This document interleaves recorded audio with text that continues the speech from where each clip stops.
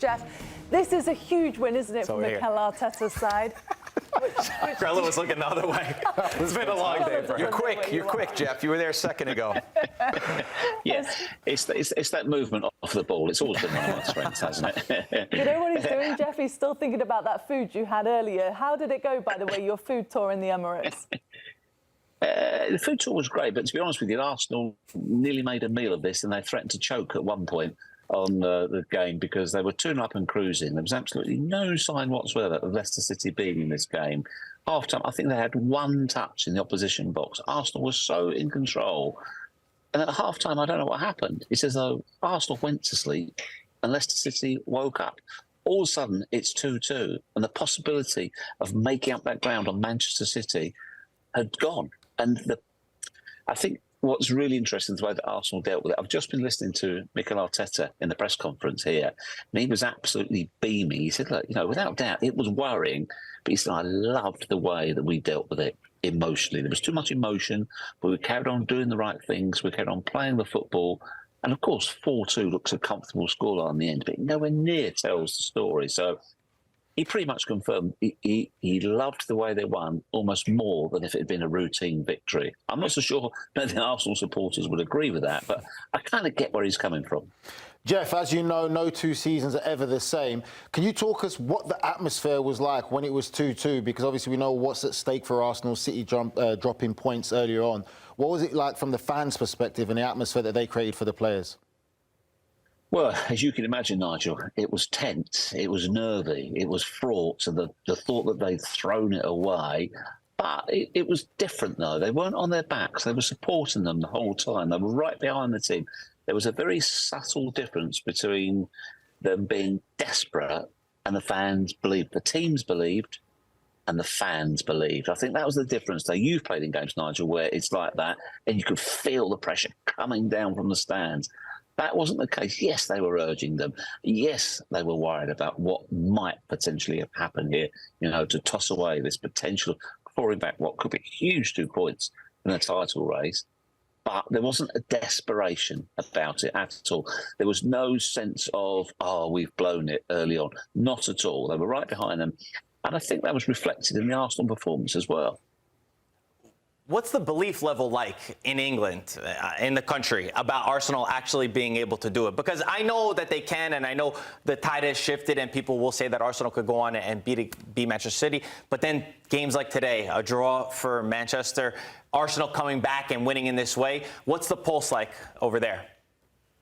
Well, interestingly enough, tonight, that Arsenal have usurped Manchester City, have now been installed by the bookmakers as favourites to lift the Premier League title. That happened this evening after the final result. Now, I was quite surprised by that. That's a significant shift when you think about it, because Liverpool and Aston Villa, they could both go past them with their results. So the fact that the bookmakers, who are often fairly wise judges in these things, have installed Arsenal as favourites, I think that shows that the belief isn't just here at the Emirates, but also in the wider world of football too. Wow. Geoff, I think it's so different when you get to go to the match and see the atmosphere and also see guys and what they're doing off the ball, and they lose a little bit control of the game today, like you say, in the second half, come out sleeping. How big of a miss in those moments is Odegaard, where they kind of do lose sort of moments in the game? How big of a miss is Odegaard for them? Yeah, he's a hugely important player for them. He carries the way the team fight. He carries them forwards, if you like. He's the first to close down. He's an extremely creative player. But if they can get through this run of games without him, I think that is a huge credit to them as well. Interesting enough as well, Nigel and I spoke before the game. We were talking about the pick of the youngsters. I mean, Waneri, when he came on, my word, 18 years of age, comes on and he demands the ball. He beat 2 or 3 players and took a shot from 25 yards. Now, he's got to be pushing for a starting place, possibly in place of Thomas Partey. But I think, again, Arsenal have showed the depth of squad they have right now. So, yes, Odegaard, huge player, but they're showing that they can live without him. Speaking of that depth, Geoff, how do you see Arsenal doing in the Champions League? Not only this week against PSG, because obviously that's a really big match they've obviously got coming up, but they made it all the way to the quarter-final last season. Do you think that the attention to the Premier League title race is going to be even more this season than the effort they put into European competition last? It's funny, probably, because just now when Mikel Arteta was put to him, you know, how aware were you that City had dropped 2 points today?